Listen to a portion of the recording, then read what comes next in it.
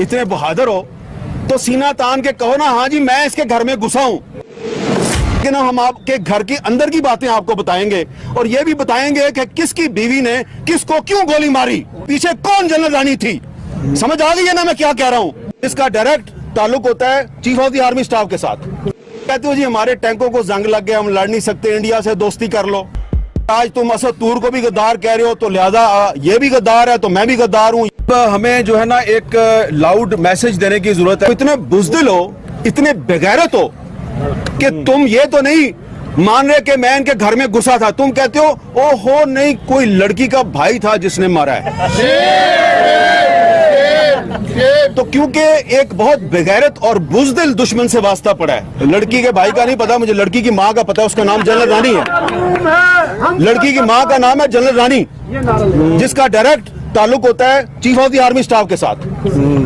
ठीक है, अब तसल्ली होगी आपको। हामिद मीर ने खुद ट्वीट करके कहा है कि ये कोई पहला मौका नहीं है, ऐसी वजहों से अब तक उनको 2 बार नौकरी से निकाला जा चुका है, जान लेने की कोशिशें भी हुई हैं, अब उनके परिवार को धमकियां मिल रही हैं, इसलिए हामिद मीर किसी भी नतीजे के लिए तैयार हो चुके हैं।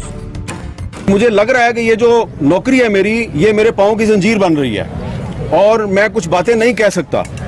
लिहाजा आज के दिन से मैं आहिस्ता आहिस्ता कुछ बातें कहनी शुरू करूंगा और जिसने मुझे नौकरी से निकलवाना है वो नौकरी से निकलवा दे, क्योंकि नौकरी से निकालेगा तो मुझे आज़ादी मिलेगी।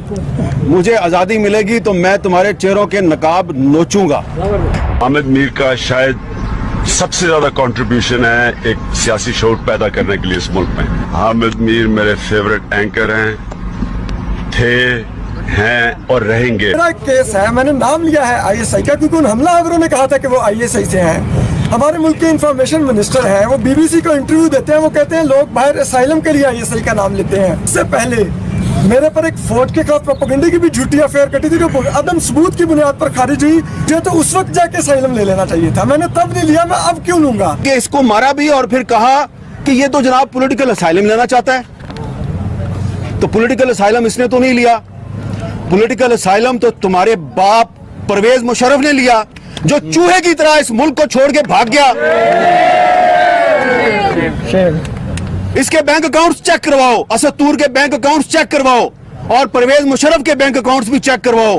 पता चल जाएगा कि गैर मुल्की ताकतों से फंडिंग किसको मिलती है। आप हमारे घर में घुस के मारेंगे ना हमें, तो हम आपके घर में तो नहीं घुस सकते, आपके पास टैंके और बंदूकें हैं, लेकिन हम आपके घर के अंदर की बातें आपको बताएंगे और ये भी बताएंगे कि किसकी बीवी ने किसको क्यों गोली मारी और उसके पीछे कौन जनरल रानी थी।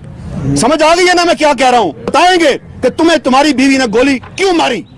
बस इतना ही बताना था। Thank you very much.